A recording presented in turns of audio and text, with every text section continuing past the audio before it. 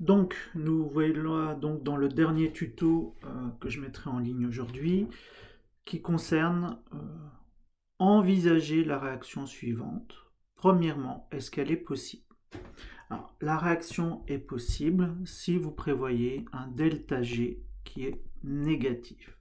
Ça veut dire quoi un delta G négatif? Ça veut dire que le produit final sont plus stables que les produits de départ.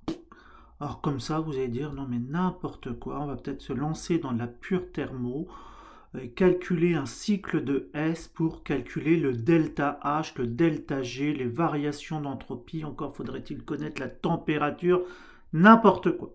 Pas du tout. Vous devez pouvoir voir si la molécule finale est plus stable ou pas que la molécule de départ.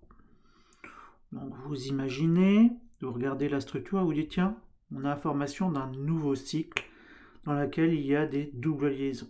D'accord? Ceci est conjugué, là c'était pas conjugué. Premier élément d'information, ça a l'air plus stable de par la conjugaison. Pourquoi pas?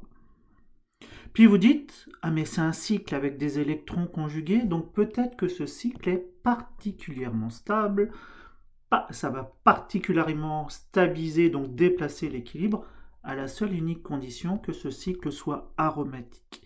Et là, vous dites, mais oui, mais bien sûr, le cycle est aromatique. J'ai 2, 4, 6 électrons délocalisables, ce qui veut dire que mon azote est hybridé sp2, une orbitale sp2, deux orbitales sp2, trois orbitales sp2. Les orbitales sp2 sont des orbitales hybridées qui servent à faire des liaisons sigma.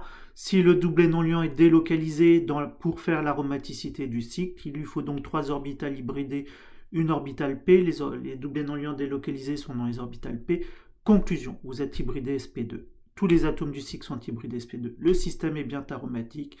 La molécule devient plus aromatique à la fin qu'elle ne l'est dans l'ensemble du départ. Conclusion, la réaction sera exothermique. D'accord? Donc la réaction va se faire. Je dirais, ceci c'est du programme. Maintenant, le mécanisme qui va passer des molécules de départ à la molécule de fin, non, c'est hors programme, hein, mais ça ne vous empêche pas de comprendre ce qu'on va vous dire. Vous dites je déshydrate une cétone et une amine. Vous dites c'est bizarre. Moi ce que je connais c'est que une amine, une imine, d'accord, qu'une imine en présence d'eau, c'est pas stable et vous allez vers l'hydrolyse de l'amine et du composé carbonylé. Mais comme j'ai toujours dit, oui, c'est pas stable, c'est un équilibre, et si vous rajoutez de l'eau, bah, vous déplacez l'équilibre dans ce sens-là. Conclusion, si j'enlève de l'eau, bah, je déplace l'équilibre dans ce sens-là. Il est tout à fait possible de faire des imines si vous prenez les précautions particulières.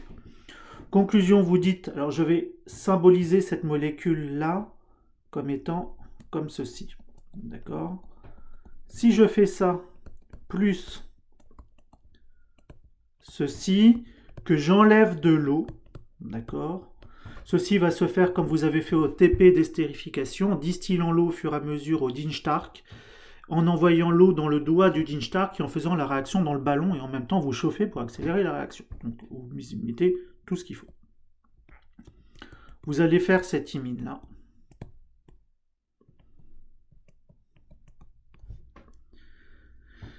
Laquelle va se tautomériser. Vous savez que les cétones et les énols, c'est pareil, c'est un équilibre.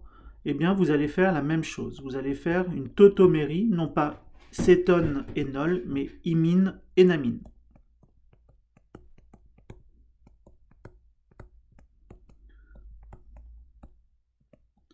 Et là, vous commencez à voir le modèle, la molécule qui s'installe. Ensuite, il faut réimaginer la suite, c'est-à-dire c'est vous attaquez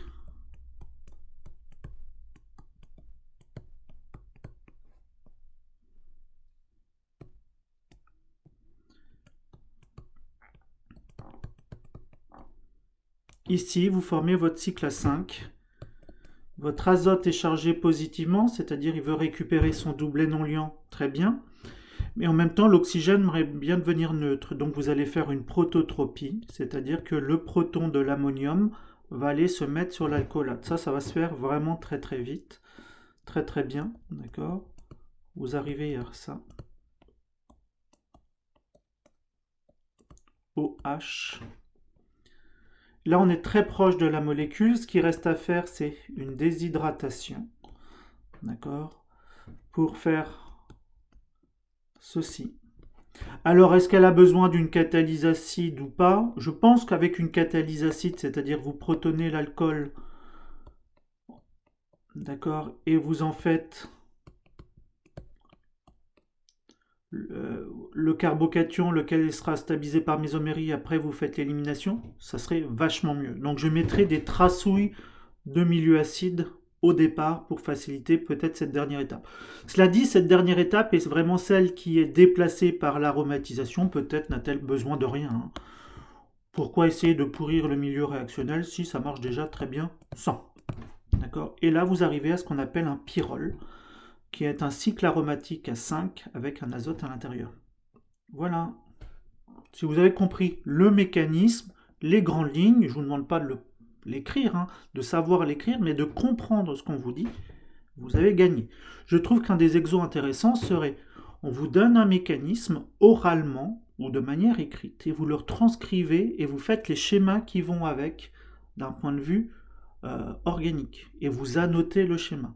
En gros, on vous demanderait de juste savoir écrire ce que le prof dit. Il parle, il utilise des mots. Vous leur transcrivez sous forme de schéma. Ça, ce serait déjà intéressant.